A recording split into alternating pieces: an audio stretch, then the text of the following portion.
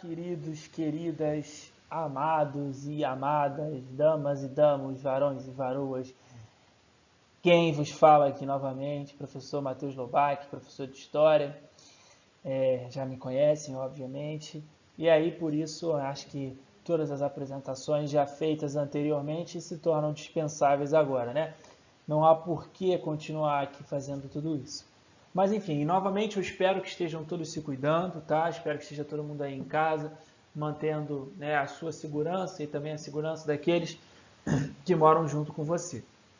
Então, do fundo do meu coração, espero aí que esteja todo mundo bem, né? Que esteja todo mundo tranquilo. Enfim, queridos, a gente vai hoje dar continuidade, né, à nossa matéria do chamado período entre guerras, né? Porque após a Primeira Guerra Mundial, começa sucessivamente se desenvolver uma série de eventos dentro da Europa, que a gente inclusive compreende eles como eventos fortalecedores, ou pelo menos geradores, em parte, da Segunda Guerra Mundial, né? O primeiro-ministro inglês, o Winston Churchill, na Segunda Guerra, ele dizia: essa guerra é de fato uma continuação da primeira. Então, Churchill cria uma perspectiva onde a Segunda Guerra, na verdade, só trabalha com a continuação de fato da Primeira Guerra. Embora a Segunda Guerra tenha tido muito mais gente, né, um contexto muito maior do que a Primeira, os atores principais envolvidos continuavam sendo os mesmos, né? França, Inglaterra, Estados Unidos, Alemanha, Itália, Rússia. Então, a importância política continuava se mantendo. Então, a gente começa a ver o que acontece nesse período entre uma guerra e outra. A gente já viu, obviamente, já falou sobre a Revolução Russa, né? A primeira revolução é, de fato, instaurar dentro do mundo um país oficialmente socialista. E hoje a gente vai falar sobre a crise de 1929. Crise essa que acabou prejudicando muito os Estados Unidos da América, num momento onde o país mais crescia no pós-guerra, e também prejudica a Europa. Inclusive, a crise de 29 foi um dos fatores de fortalecimento dos chamados partidos nazifascistas, porque justamente a partir dessa crise, mas o mundo encontrou, né, uma situação muito mais caótica, o que permitiu com que aqueles discursos autoritários ganhassem mais força, ganhassem mais notoriedade e fossem mais conhecidos no mundo. Não só a crise no pós-guerra, mas também a crise de 29 fortaleceu e muito, né, a presença dos partidos fascistas dentro do mundo. Mas, enfim, então a gente tem que hoje falar sobre ela. Mas antes de qualquer outra coisa, hoje eu estou gravando essa aula 8 de maio de 2020, mas a data histórica de hoje é 8 de maio de 1794, tá bom? 8 de maio de 1794 foi o dia em que o Lavoisier, que era Antoine Lavoisier, né, um dos mais famosos químicos aí de toda a história, né, da lei de Lavoisier, que vocês viram em suas aulas de química, foi assassinado na guilhotina pela Revolução Francesa, né? O Comitê de Salvação Pública francês condenou Lavoisier como contra-revolucionário e aí por isso ele foi guilhotinado. Então hoje é o dia que morreu o Antoine Lavoisier. Mas, enfim, então vamos lá, né? Vamos falar sobre a quebra da Bolsa de Valores e a crise de 1929. Então, alerta de spoiler, a Bolsa de Valores dos Estados Unidos vai quebrar, vai à falência e o país entrou numa crise gigantesca que não havia nenhum tipo de precedente na história mundial. Mas, antes de fato começar essa crise, é necessário que a gente primeiro pontue o seguinte: estava tudo ótimo antes disso. Os Estados Unidos da América, nos anos 20, vivenciavam as mil maravilhas, tá? Inclusive, algumas pessoas caracterizam esse período histórico, né? Alguns historiadores chamam de os loucos anos 20, né? Por que os loucos anos 20? Porque é um período marcado principalmente pelo crescimento financeiro dos Estados Unidos. Professor, mas você falou que no final da Primeira Guerra Mundial estava todo mundo quebrado. Estava. Mas existe um fator que eu vou tentar ilustrar aqui para você. aquela velha analogia, ilustração que eu sempre faço de uma guerra. É igual a luta de boxe. Você tem quem ganha e você tem quem perde. Mas, obviamente, até quem ganha, né, sai com a cara toda amassada. Mas você imagina que os Estados Unidos, na Primeira Guerra Mundial, foi um caso completamente diferente. Imagina a Europa lutando, né, entre si. A Alemanha lutando contra Inglaterra e França, e ali a luta se engatilhando, o rosto todo arrebentado. E aí depois, já com a Alemanha já quase no final ali, já cansada, não aguenta mais guerrear. Os Estados Unidos vem da plateia, corre no ringue, dá um soco e acaba a luta. Então, os norte-americanos lutaram uma guerra com um país completamente cansado, sem contar que eles lutaram uma guerra aonde não foi no seu território. Então, os norte-americanos não tiveram nenhuma parte do território invadido. Então, não tiveram prejuízo às suas indústrias, às suas fábricas, às suas terras, a nada disso. A única tentativa talvez tenha sido lá no telegrama Zimmermann de você poder aliar o México à Alemanha, mas não chega aí para frente. Os norte-americanos não tiveram nada no seu território. Isso, obviamente, faz com que o seguinte: você tem agora uma Europa que é industrializada, mas está toda destruída, toda quebrada. Em compensação, você tem os Estados Unidos todo industrializado, grandão, venceu a guerra, não teve nada destruído. Então, o que eles fazem? Eles pegam todo o dinheiro que está sobrando e investem na Europa. Os Estados Unidos, naquele momento, começou a conceder uma série de empréstimos aos europeus para que eles pudessem, obviamente, reconstruir o seu parque industrial e também as suas partes de plantações, de florestas e tudo mais. Então, por isso, você tem aí o que a gente chama da concessão de empréstimos no pós-guerra. Então, essa concessão de empréstimos pós-guerra aumenta as receitas dos Estados Unidos, porque esses empréstimos eram, obviamente, todos feitos aí com muitos juros. E aí, a Europa tinha que pagar esses juros dos empréstimos, o que acabava gerando aí uma receita maior para o Estado norte-americano. E isso, obviamente, não passa só na concessão de empréstimos, mas o europeu precisa consumir uma série de coisas que ele não tem mais como consumir lá. Por quê? Porque toda a indústria europeia tinha sido voltada para atender os interesses da guerra. Então, a indústria têxtil, que antes fazia essas roupas, como que eu estou vestindo, ou que você está vestindo, ela passou a servir somente a fazer roupas para exército. Sapato começou a fazer só coturno. Então, uma ideia de abastecer sempre o seu exército nacional. No final das contas, a indústria de bens de consumo europeia não estava produzindo nada. Só que a população precisa de roupa, de caneta, de rádio, de carro, de tudo isso. Da onde que vai comprar? Dos Estados Unidos. Então, por isso, a gente teve aí o que a gente chama também de aumento das exportações. Os norte-americanos começaram a exportar cada vez mais os seus produtos para a Europa. E aí, por isso obviamente era aliado ao que a gente chama de modelo de produção fordista. Esse modelo de produção fordista que é baseado, né, principalmente na produção em massa para o consumo em massa. Então, os norte-americanos produziam cada vez mais carros, roupas, né, utensílios domésticos, né, ferro de passar, por exemplo, tudo isso para exportar para a Europa, para vender para os europeus. Então, os europeus passaram a não só dever aos Estados Unidos a partir dos empréstimos que fizeram para se reconstruir, ao mesmo tempo que também passaram a comprar os produtos norte-americanos, porque eram os únicos que poderiam ser comprados, era o único lugar do mundo que estava exportando. A Ásia ainda não estava plenamente industrializada, a América Latina não estava plenamente industrializada. Então, até você teve pequenos surtos industriais, como a gente viu lá no Brasil, né, que cresce a produção e a venda de carne e tudo mais, mas nada disso significativo. O bens de consumo mesmo eles compravam dos Estados Unidos, né? Então, essa produção em massa para o consumo em massa atingiu, inclusive, a Europa. Então, rolou o que a gente chama de exportação do American Way of Life. Né, o jeito de vida americano, né? Tá até aí na propaganda para vocês no slide. There's no way like the American way, né? Não existe modo de vida melhor do que o modo de vida americano. Então você começa a exportar, né, para toda a Europa as músicas, as roupas, os carros. O carro mais famoso na época, né, o Ford T, produzido aí na época pela Ford, obviamente, não me diga. E aí o Ford T, que ele tinha, né, ele era caracterizado como o carro que era construído mais rápido no mundo. Então, não mais rápido de velocidade, mas ele, quer dizer, de velocidade também, mas era a ideia de que ele era construído mais rápido, demorava menos tempo para se montar. Então, era um carro que se montava em menor tempo. Então, por isso você tinha todo mundo queria. O que todo mundo queria nos anos 20? Queria um Ford T na garagem, queria as roupas dos americanos, queria as calças dos americanos, os jeitos dos americanos, as músicas dos americanos.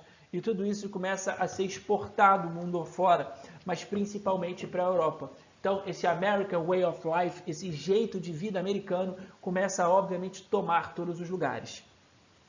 E isso contribui, obviamente, para a formação de dois mundos nos Estados Unidos. Vou falar já já, mas por enquanto, só olha aí essas análises, né, essas figuras, essas propagandas que eram feitas durante os anos 20, né? Então, o americano estava sempre, né, bem representado, né? Olha aí o rapaz de calça jeans, a família sempre, né, feliz. Olha essa segunda imagem, a primeira, na verdade, a imagem da esquerda, é muito típica da família americana, né? O pai, a mãe, os filhos, o cachorro dentro de casa, a geladeira tá cheia, e tá todo mundo feliz, todo mundo alegre, o menino tá brincando, de calça, a menina de vestido, bem típico da menina americana dos anos 20. Então, aquela ideia de alegria, de felicidade, de prosperidade. Do outro lado também você tem aí, lá do seu canto direito agora, a família norte-americana fazendo aquele programa típico de todo filme, as férias no lago. Né? Eles estão no lago, tem o barco, está fazendo ali o churrasco da família, tem a piscina. Então, toda essa ideia de consumir, crescer, ser feliz como os americanos são, e eles são felizes a partir do seu consumo. Quem consome mais é mais feliz. Então, haviam, né, todo esse período de prosperidade, ele não funciona necessariamente em todo o território americano. Havia uma diferença muito grande entre o campo e a cidade. Porque, assim, essa industrialização toda, né, esse consumo todo, ele é restrito às cidades. Né? As cidades norte-americanas, elas estão associadas a toda essa prosperidade e todo esse desenvolvimento. Tanto que a gente, né, tem até uma forma de você compreender isso, que é na forma musical. Como nas cidades você tem um crescimento econômico e uma valorização do consumo, qual o estilo musical que ganha as ruas norte-americanas nos anos 20? O jazz. O jazz ganha as ruas naquele sentido alegre, dançante. Você vai ter os homens de terno, as mulheres com os vestidos longos e todo mundo dançando, as danceterias cada vez crescendo mais. Então, o jazz toma forma. Está até aí para vocês a imagem de uma das mais famosas, né, questões aí do jazz, de Charleston. Então, quem quiser aí até escutar depois, tem no YouTube, é só você digitar assim, The Charleston, que você consegue escutar aquele jazz bem dançante. Já por outro lado, no campo, como o campo era, né, cada vez mais pobre, o sofrimento do trabalhador rural era muito grande. Tanto que esse trabalhador rural norte-americano, ele era... Esqueci agora completamente o que eu ia falar. Sim, essa parte rural ainda sofria com alguns resquícios daquele passado escravista que acabou lá em 1865, mas que se manteve em alguns momentos na mentalidade. Então, a maior parte da população que trabalhava no campo ainda era descendente das pessoas que haviam sido escravizadas, então por isso ainda sofriam com condições de vida bem ruins, né? Em determinados momentos, inclusive condições de vidas análogas à escravidão, né? Da galera que sofria no campo dessas cidades. Então por isso a gente tinha justamente aí, ó, a pobreza do campo e o crescimento econômico das cidades. Tanto que a pobreza do campo era marcada por isso. Você tinha o que a gente fala, né? Você tinha um aumento das exportações, ou seja, cada vez mais os Estados Unidos produziam mais comida, você tinha uma produção agrária maior, mas ao mesmo tempo você tinha uma manutenção das desigualdades sociais. Tanto que nesse campo pobre, a música cantada não era o jazz, e sim o blues. Né? O blues que ele sofre muito mais ali ao cantar as suas músicas. Tem até... Tá aí na imagem, eu acho que eu vou sumir aqui rapidinho, porque a gente tem esses dois cantores aqui de blues muito famosos, aqui em cima, na imagem maior, o Lead Belly, que compôs aí a música The House of the Rising Sun, que acaba sendo mais famosa voz dos The Animals, nos anos 70, anos 80, não me lembro agora o certo. E aí que é uma música que conta justamente sobre uma região muito pobre do interior de Nova Orleans. E aqui no canto inferior direito a gente tem o Robert Johnson, né? Robert Johnson aí que é entendido como o fundador, né, do blues, o grande nome disso tudo aí. Existem até algumas teorias, né, algumas histórias bem curiosas em torno da figura do Robert Johnson, porque só tem algumas faixas de músicas dele que ficaram gravadas e 3 fotos. E aí tem até umas histórias que dizem que o Robert Johnson vendeu a alma dele ao diabo para aprender a tocar blues, aprender a tocar violão. Ele era um péssimo guitarrista e aí ele vendeu a alma dele ao diabo quando ele encontrou o diabo em uma encruzilhada. E aí ele fica muito famoso por isso. Tem até algumas músicas dele que foram muito famosas, né? Me and the Devil Blues, por exemplo, que, né, trata justamente aí sobre as questões do diabo. Mas enfim, isso é muito mais lenda do que qualquer outra parada. Tem um documentário na Netflix sobre a vida do Robert Johnson, muito interessante.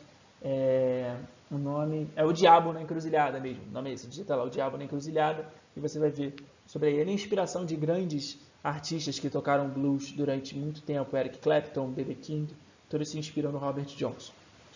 Mas, obviamente, cantando músicas sempre sofridas. Já no caso da cidade, você ainda tinha uma outra parada que era tão fácil enriquecer nas cidades norte-americanas nos anos 20, que era fácil enriquecer legalmente e ilegalmente, né? Porque devido a uma pressão de grupos puritanos, em 1920 mesmo, no ano, foi decretada a lei seca, né? Então, em todo o território norte-americano ficou proibido se vender bebida alcoólica. Não é igual aqui no Brasil, que você tem a lei seca só para quem, né, tá dirigindo. Nos Estados Unidos não podia vender nenhum tipo de bebida alcoólica. Então você teve até mesmo um fortalecimento do crime organizado, da máfia, que começou a contrabandear essas bebidas alcoólicas para dentro do território nacional. E aí por isso, né, talvez o mais famoso de todos esses mafiosos aí seja o Alphonse Capone, né, mais conhecido como Al Capone. Vai até lançar um filme aí agora sobre ele com o Tom Hardy. Mas o Al Capone aí é um dos mais famosos traficantes de bebidas alcoólicas nos Estados Unidos, lá na cidade de Chicago. Então, você tinha a lei seca, que tornava tão fácil enriquecer legalmente quanto ilegalmente. Mas, meus amigos, não há bem que dure para sempre, né? Todo mundo fala, não há mal que dure para sempre, não há mal que dure para sempre, mas também não há bem que dure para sempre. E aí, ainda em 1900, e quando a gente chega em 1929, a situação desandou completamente. Por que a situação desandou completamente? O primeiro motivo para, obviamente, que a Bolsa de Valores tenha sofrido com o que sofreu foi a recuperação econômica europeia, né? Da mesma forma que não há bem que dure para sempre, também não há mal que dure para sempre. Então, cara, chega uma hora que a Europa ela precisava do dinheiro para se reestruturar, ela precisava dos bens de consumo para se reestruturar, mas chegou uma hora que simplesmente se reestruturou.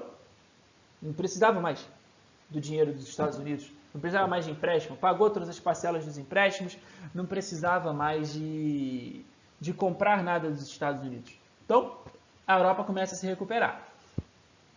Quando a Europa começa a se recuperar, isso significa que você vai começar a ter nos Estados Unidos o que a gente chama de uma crise de superprodução. Por que é uma crise de superprodução? Porque chega uma hora que você produz muita coisa e simplesmente não tem mais para quem vender. Porque a Europa não está comprando e os cidadãos norte-americanos também não, porque uma hora que a galera já tem de tudo, tá ligado? Já tem carro, já tem geladeira, já tem casa, então não precisa mais comprar tanto, a Europa também não. Então esses produtos começam a encalhar, né? Sempre lembrando, a ideia do Fordismo era a produção em massa para o consumo em massa. Só que chegou uma hora que essa produção em massa não conseguiu mais ter o consumo em massa, porque você produziu muito e não tinha mais para quem vender. Então, no final das contas, a gente passa a ter uma crise da superprodução que acontece principalmente por causa da recuperação financeira europeia. E aí isso leva, obviamente, um aumento da especulação na bolsa financeira, né? Uma especulação financeira na bolsa dos Estados Unidos. Por quê? Porque a galera começou a perceber isso, que você estava tendo uma crise, né? Estava se produzindo mais do que o necessário. Só que ao invés da galera aceitar isso e tipo, vamos solucionar esse problema, a mentalidade do empresariado americano foi o seguinte, deixa rolar, Porque uma hora a gente vai arrumar outro mercado consumidor. A gente não está conseguindo arrumar mercado consumidor na Europa, mas não tem problema. Uma hora a gente faz esse mercado consumidor na Ásia, depois a gente faz esse mercado consumidor na América Latina, a gente faz ele em algum lugar. O que não pode é parar de produzir. Começou a dar ruim. Por quê? Porque começou a encalhar produto, não se achava esse novo mercado consumidor, e aí o preço das ações das empresas começou a desvalorizar. Só que ninguém aceitou isso. Então, mesmo com o preço diminuindo, continuou a se vender as ações aos mesmos preços. Então, digamos que uma empresa vendesse suas ações a 10 dólares. E aí ela continuou vendendo a 10 dólares, mesmo sabendo que, na verdade, essas ações não valiam mais 10 dólares, elas valiam 5. Mas ela continua vendendo a 10. Uma ideia de que pode continuar vendendo a 10, porque uma hora a empresa vai valorizar, no sentido de que a gente vai encontrar outro mercado consumidor. Esse mercado consumidor nunca veio. A superprodução começou a acumular, começou a acumular, começou a acumular, começou a acumular. Quem foi o primeiro a sentir isso? O campo. Por quê? Porque a produção de comida começou, a produção agrícola começou a ser a primeira a ficar encalhada. Resultado, desemprego no campo norte-americano. Para onde a população do campo vai? Está vendo que não tem mais emprego no mundo rural? Vai para a cidade, tentar arrumar emprego lá. Lá é melhor, não é? Na cidade não é o sinônimo de avanço? Vai para a cidade, êxodo rural. Chegou na cidade, também não tem emprego. Então começa a acumular gente desempregada na cidade, gente desempregada no campo. O campo sentiu primeiro, a cidade sente logo depois. E aí, chegou em 1929, ali no dia 24 de outubro de 1929, né, a chamada Quinta-feira Negra, né, The Black Thursday, a gente teve o crash da Bolsa. Por que a Bolsa quebrou? Por causa da especulação financeira. Como todo mundo percebeu que as vendas estavam sendo feitas de forma erradas, né, no sentido de que estava se vendendo as ações a um preço ao qual elas não valiam mais, chegou uma hora que todos os empresários ou todo mundo que tinha investido na Bolsa de Valores quis retirar o seu dinheiro, só que todo mundo quis retirar ao mesmo tempo. Todo mundo quis vender as ações. Só que quando todo mundo quis vender, todo mundo vendeu ao mesmo tempo, as empresas não tinham como pagar, porque todo mundo vendeu junto, então não tinha como pagar o que estava todo mundo pedindo de volta. Resultado disso, você joga os Estados, a Bolsa de Valores quebrou. Quebrou, tipo, não tinha mais operações no dia 24 de outubro, porque basicamente quase todas as empresas norte-americanas foram à falência. Tanto que está até aí no jornal para você, ó, Billions lost as stocks crash, ou seja, bilhões perdidos na quebra das ações. Bilhões mesmo. O índice de suicídios em 1929 e em 1930 é um negócio louco, porque as pessoas eram pessoas que eram bilionárias um dia e elas simplesmente viraram miseráveis no outro. O cara era muito rico num dia, no outro ele não era nada. Ele era pobre, ele não tinha dinheiro, a empresa tinha quebrado, tinha falido, tudo, não tinha como pagar ele. Pessoa extremamente pobre. Então, muito suicídio, muita gente desempregada, tanto que a gente fala que 1929 é a crise. O que se sucede à crise, 1929, 30, T1, T2, T3, a gente chama de Grande Depressão, porque depois de 29 você entra numa depressão ali e a situação financeira dos Estados Unidos começa a piorar muito. Então você tem muito suicídio, você tem muita gente morrendo de fome, você tem muita gente inclusive fugindo dos Estados Unidos, tentando outra sorte em algum outro lugar, porque lá não tem mais o que fazer. As empresas param de existir, porque não tem dinheiro para absolutamente nada. Então, a quinta-feira, aí, no dia 24 de outubro de 1929, a quebra da Bolsa de Valores levou a esse caos generalizado nos Estados Unidos. 24 de outubro de 1929, o dia do caos. E aí vocês têm imagens, né, que marcaram os anos seguintes dos Estados Unidos, né, de pessoas pobres, miseráveis, dormindo nas ruas. Você tem, por exemplo, o menininho com a placa, né, why can't you give my dad a job? Ou seja, por que você não pode dar um emprego para o meu pai? E a resposta é bem simples. Porque não tem emprego para dar para o seu pai. Quer vocês terem noção? Entre 1929 e 1931, faliram nos Estados Unidos 9.000 bancos. 9.000 pequenos bancos faliram nos Estados Unidos por causa da crise. E por que eles faliram? Porque as pessoas não tinham como pagar. O banco ia lá e falava, ó, tu tá com dívida, tem que pagar tanto. A pessoa olhava e falava, chorou, não tem dinheiro para pagar, não tem como. Não é a pessoa não pagava porque não queria. Não é isso, é porque não tem dinheiro, não tem como pagar, não tem de onde tirar, não tem emprego. As pessoas passaram a viver, gente, basicamente de doações. Pegava doação de sopa para poder comer e levar para os filhos. É uma situação completamente miserável. Então você tem o cara aí, ó, $100 e você compra esse carro, mas tem que ser em dinheiro. Perdi tudo no mercado de ações. É isso que está escrito aí, ó. $100 will buy this car. Must have cash. Lost all on the stock market. Ou seja, com $100 tu compra o carro, meu irmão. Porque eu perdi tudo. Tenho nada.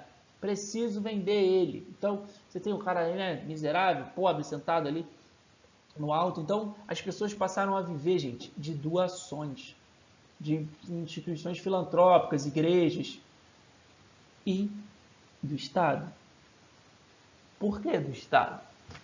Porque quem quebrou foi as empresas. A economia norte-americana, ela era baseada no princípio do liberalismo, ou seja, ela era baseada na ideia de que o Estado não deve intervir na economia, porque se o Estado não intervir na economia, a economia vai se autorregulamentar e não vai precisar do Estado para nada. Então quem quebrou foi as empresas, não foi o Estado. E quem é que vai salvar essas empresas e salvar essa crise? O Estado. É óbvio que antes do Estado de fato salvar as pessoas, a situação piorou muito. Muito. Entre 1929 e 1933 foi o que eu disse. Os bancos começam a quebrar, mais de 9 mil bancos. E por isso a gente teve um aumento da crise, do desemprego e da miséria nos Estados Unidos. E eu tô falando sério, tá, gente? É gente que, tipo, morando na rua mesmo, morrendo de fome, mãe que mata o bebê no berço para que ele não morra de desnutrição. Até que em 1933, eleito a partir de um discurso de solução da crise, foi esse homem aí que está na foto de vocês. O presidente Franklin Delano Roosevelt, presidente dos Estados Unidos entre 1933 e 1945. Franklin Delano Roosevelt, que se comprometeu a estipular o que ele chamou de New Deal. New Deal, que é o novo acordo.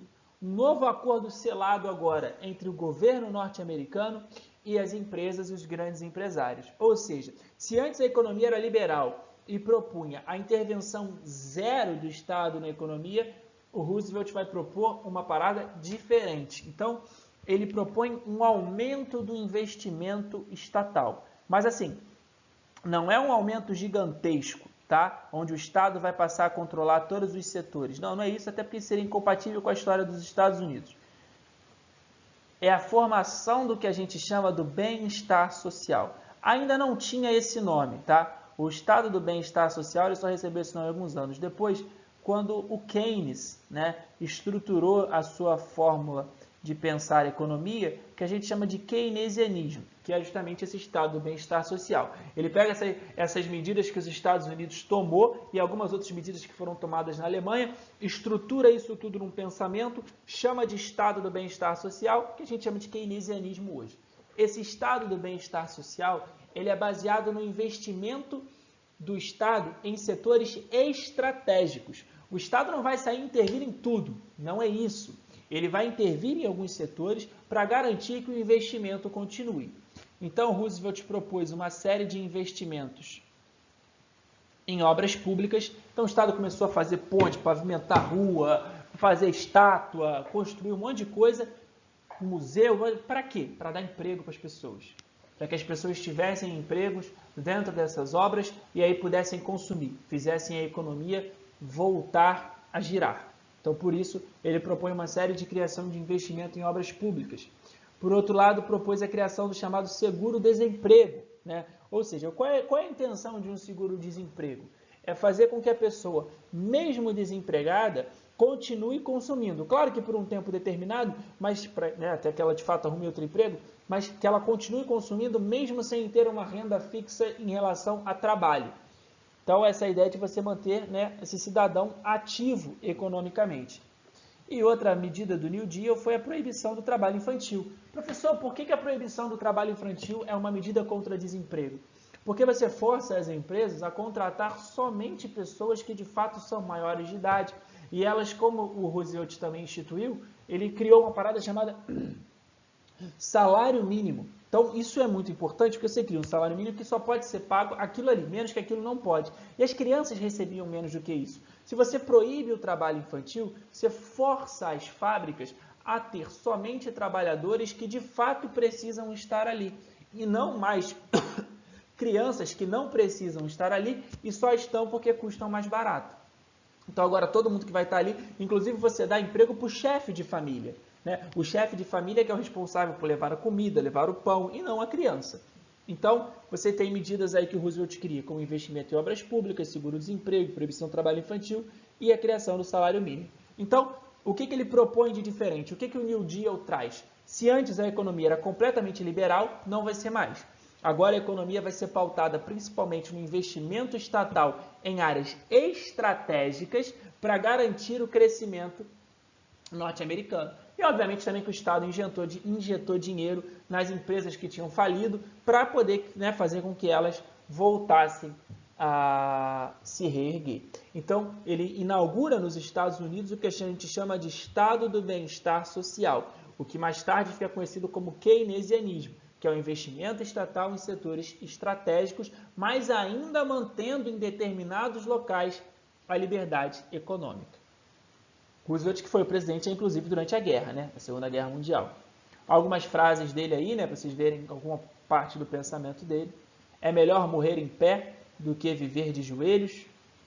Ou, nem sempre podemos construir um futuro para a nossa juventude, mas podemos construir a nossa juventude para o futuro. Essa é mais sensacional, né? Nem sempre dá para construir o futuro para a juventude, mas dá para construir a juventude para o futuro.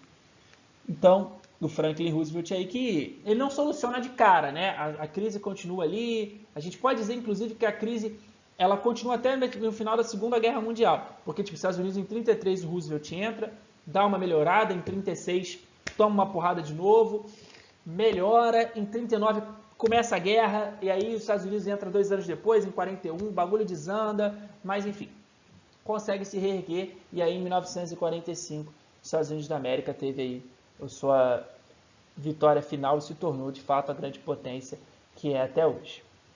Então, só para a gente concluir, a crise de 1929 foi uma crise gerada pela superprodução, anota isso, foi uma crise gerada pela superprodução, pela especulação financeira. Então, é uma crise da superprodução e da especulação financeira, que foi solucionada a partir do New Deal, que foi justamente a proposta do investimento do Estado em setores estratégicos, mas ainda mantendo certa liberdade econômica, criando assim o Estado do Bem-Estar Social. Tranquilo, queridos? Espero que isso tenha ajudado vocês aí, que tenha sido de alguma valia essa aula. Qualquer dúvida, qualquer pergunta, a gente está sempre aí, tá bom? Valeu, beijo, tchau, tchau, espero ter ajudado vocês aí. Estamos à disposição. Tchau, tchau.